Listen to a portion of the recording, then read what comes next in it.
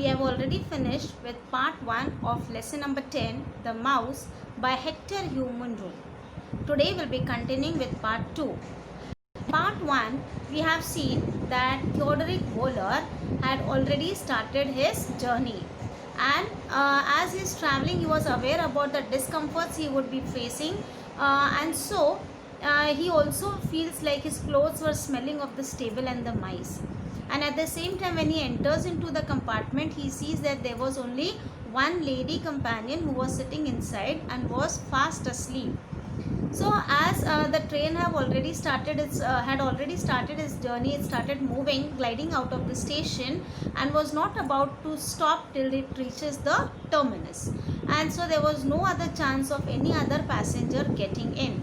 So at the same time, as the train moves further, he realizes some movement inside his clothes, and he feels that some warmth in his body, and when he sees, he discovers that there is a mouse inside, and now he becomes more restless and want to get rid out of that mouse. And so he shakes his body and also stamps and makes various attempts in order to move the mouse out of his clothes, but is unsuccessful.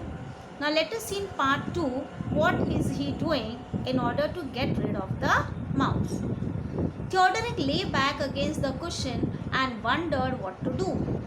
It was unthinkable that he should continue for a whole hour with the mouse in his clothes. On the other hand, nothing less drastic than partial disrobing would ease him of his tormentor. And to undress in the presence of a lady, even for no worthy a purpose, was an idea that made his ear tips tingle in a blush of extreme shame. The mouse appeared overactive. Now as he just lays down back at the cushion and just wondering what to do, how to get rid out of the mouse, and he just cannot think of just sitting with the mouse and continuing his journey.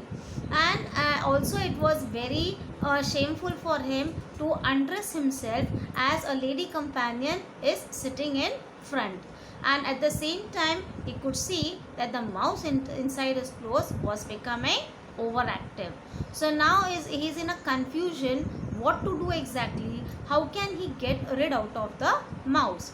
So he makes various attempts for that. Now let's see further what he times. It lost its footing and slipped for half an inch or so, and then in fright, or more probably temper, it bit. Theodoric was goaded into the most audacious undertaking of his life. His travelling companion seemed to be fast asleep. Crimsoning to the hue of a beetroot and keeping a worried watch on his fellow traveller, he swiftly and noiselessly tied the ends of his railway rug to the sacks on either side of the carriage, so that a curtain hung across the compartment. In the narrow dressing room that he had thus created, he proceeded to rid himself partially of his clothes and entirely of the mouse. As the mouse gave a wild leap to the floor, the rug, slipping in its fastening at either end, also came down a heart-cuddling flop, and almost simultaneously the awakened sleeper opened her eyes. Now you can see that he is making attempt in order to get rid of the mouse, and so he's just thinking of various ideas. So now he gathers all his courage. Audacious means courage. So he becomes more courageous in order to do something. Doesn't matter even if the lady companion is sitting inside, but he thinks of various ideas. So as his travelling companion was fast asleep, crimsoning to the hue of a beetroot and keeping a worried watch on her fellow traveller. Crimsoning means reddening. Now he was feeling shy also to just remove the clothes in front of a lady sitting, and then what to do, but then he was just thinking of various ideas, and he kept eye on that lady traveller, that she should not get up from her sleep.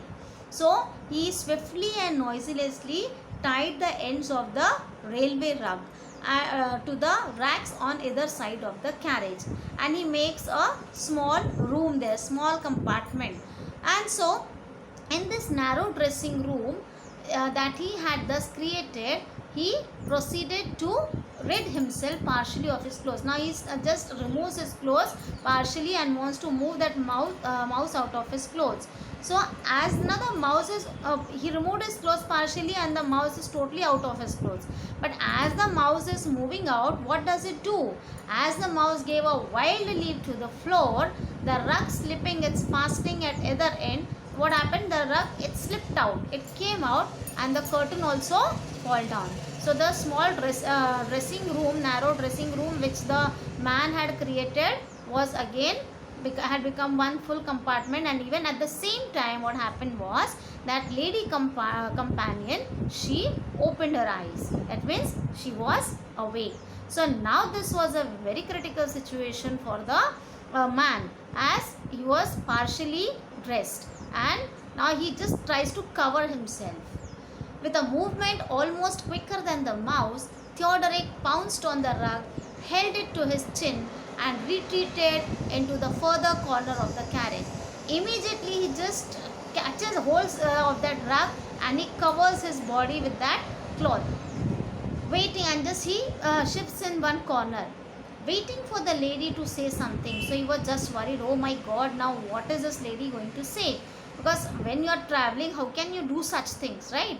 But the lady doesn't know what has actually happened, but she just stared silently at him. How much had she seen? Theodoric asked himself. And in case, what on earth must she think of his present posture?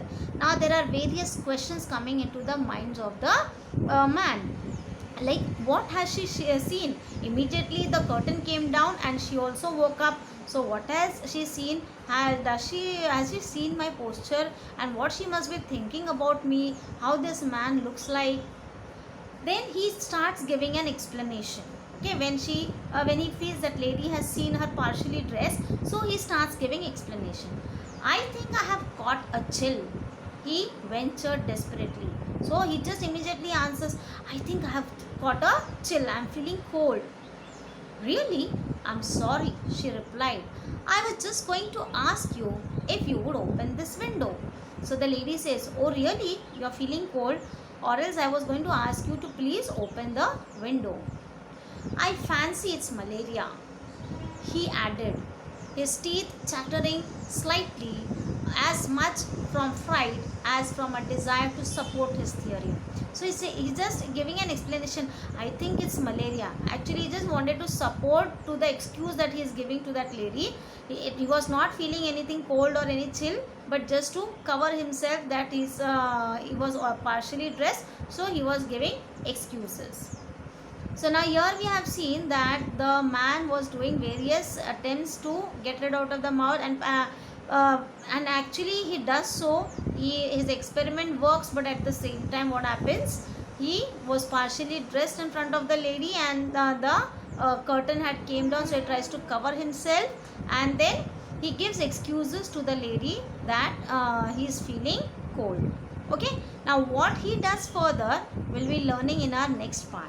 Till then, what in first two parts we have done, we'll just try to answer few questions based on them. Theodoric's mother like.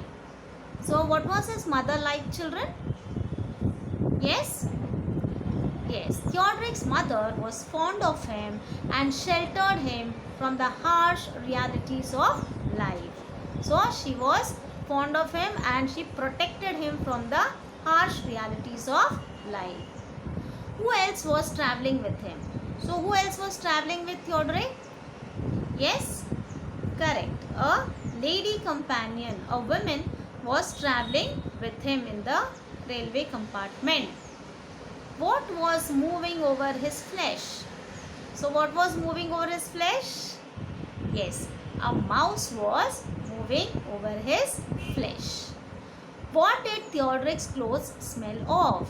So what did his clothes smell of when he got down from the pony carriage and he entered into the railway compartment? He felt that his clothes smelt of the mice and the stable. So Theodoric's clothes smell of the mice and the stable. So children, we shall stop here for today. Till then, thank you children.